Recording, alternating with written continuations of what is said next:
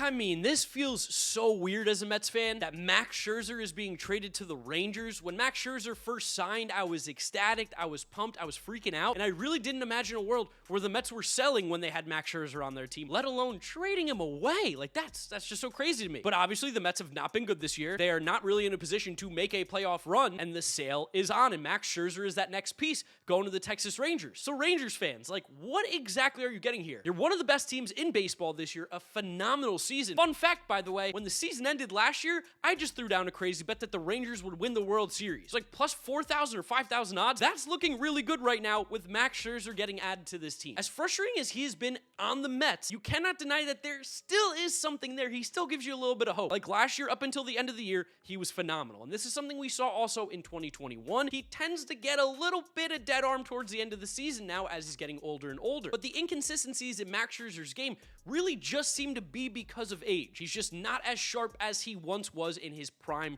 pitching days. But Max Scherzer is still very, very good. And for a Rangers team who is loaded, this team is fantastic. Now they get another great starting pitcher in there. Weirdly, going to be another former Met. I mean, they had Jacob deGrom. He hasn't really even pitched this year. He's out for the year. Now you're also getting Max Scherzer. It's like deja vu. They're looking at each other in the locker room, the Spider-Man pointing me like, hey, I saw you last year when we were on the same team trying to make a World Series push. The Rangers have the best run differential in the American League already, 606 runs scored, 455 allowed, so they have a plus 151, best in the AL. Actually, it's just the straight up best in all of Major League Baseball. And their rotation has been fantastic as well this year with Nathan Eovaldi pitching out of his mind. John Gray has been really solid. Dane Dunning has been a marvel. He has been fantastic for this team. And Martin Perez and Andrew Heaney, while definitely haven't been good, have been serviceable enough for this offense to be able to still win games. You now add Max Scherzer to this rotation. It's looking really good. The Rangers are becoming even more dangerous. And like I said, that World Series bet, I feel a whole lot better about it now. I felt great with them being in first place and being arguably the best team in baseball right now. But you add Max Scherzer, it gets even better. And looking at Max Scherzer's tenure with the Mets, it's a bizarre one because this year, a 4 ERA, last year, 2.29. But again, he did kind of just, lack of a better term, poop his pants in the biggest moments last year in the Braves series and the playoffs against the Padres. Just did not perform like the Max Scherzer we needed and wanted. But you're looking at 42 starts as a Met, 253 innings,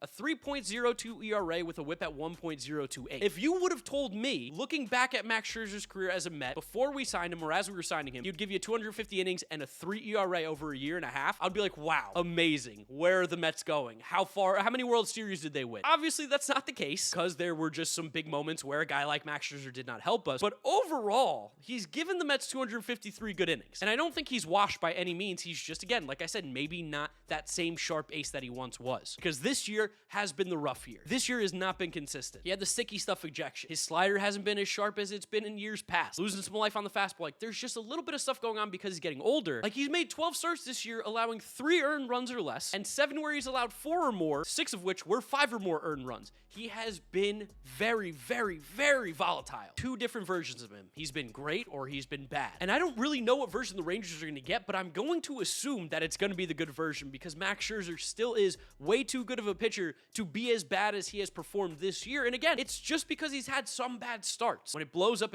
terribly. But even in one of the games where he allowed 5 earned runs, he still struck out 5, didn't walk anybody. The stuff is still there where Max Scherzer is very good. And even looking at the savant percentiles, like all of them except for barrel rate looks great. And Scherzer's always kind of not been great with the barrels because he gives up a lot of home runs. But he's rocking a 27% K rate, a 6.8% walk rate. The expected ERA is lower than what it's at. Like, there's a lot of really good things to like here for Max Scherzer. And if you're a Texas Rangers fan, you should be pumped. You should be thrilled. You should be excited. You're getting a top pitcher in the game. Not one of the best, but a top pitcher in the game for some prospects. I've always been of the mindset you trade prospects to go get bona fide studs. Max Scherzer is a bona fide stud. The Rangers are going for it with a team that is very, very good. Arguably the best team in baseball. To get a guy like Max Scherzer into this rotation could be massive for the Rangers. Massive. I know I'm not like making any bold statements there. Could be huge. Championship player with championship pedigree, multiple Cy Young Award winner. I know it's been weird with the Mets, but this to me is a phenomenal move for the Texas Rangers. This makes their team even scarier than before. And as for the prospects, they're prospects. You don't worry about it. You're the Rangers looking to win a World Series. These guys were not going to help you right now. Max Scherzer very well can. Now, if you're a Mets fan, you're feeling a couple different ways. You're probably sad because you're like, my goodness, like what happened to this team? Where are we that we're trading away Max Scherzer? We're selling at the trade deadline. This was a team that had World Series aspirations last year, was expected to be World Series contenders this year. And that's simply not the case. But it seems like the Mets are doing their due diligence, getting rid of guys that are kind of available, like David Robertson and Max Scherzer, and they're getting good prospect capital back. The David Robertson move back, they got a lot. Marco Vargas is great. Now, as for the prospect the Mets are getting back, Luisangel Acuna, very, very good prospect. And yes, that is the brother of Ronald Acuna Jr., who is the son of Ronald Acuna Sr., who was a prospect at one point in the Mets farm system in the 90s. But what you need to know is Acuna comes from a baseball family. Obviously, his brother is one of the 5 best players in Major League Baseball, probably. And Acuna has been really productive in the minors this year. He's had a good minor league career. Through 84 games at AA Frisco with the Rangers this year, Acuna has 7 homers, 25 doubles, 2 triples, and 51 RBIs with 42 stolen bases, hitting .315 with a .377 on base, .453 slugging, and an .830 OPS. There's been a lot of comps thrown out about Luisangel Acuna. I've seen Ozzie Albies, which is hilarious because that's, of course, my most overrated player in baseball. Very, very funny that just kind of plays out that way. I want to be clear, I don't think Ozzie Albies is bad. I just think he's overrated. Luisangel is a little bit smaller, 5'8", 180 pounds. He has some power in that bat. Maybe a guy who could be a 20 home run a year kind of player. I don't want to say he's impatient, but he's very aggressive at the plate. He doesn't lack the ability to walk. He's just very aggressive. He's trying to mash, which I respect the hell out of that. He's got a lot of speed, 42 stolen bases, like I said, in AA. He stole 40 bases in 2022, 44 the year before that. He's a fantastic athlete, and he can play up the middle, shortstop, second base, or even center field, so there's a ton of versatility. And if you look at what his ETAs are to get to the major league level,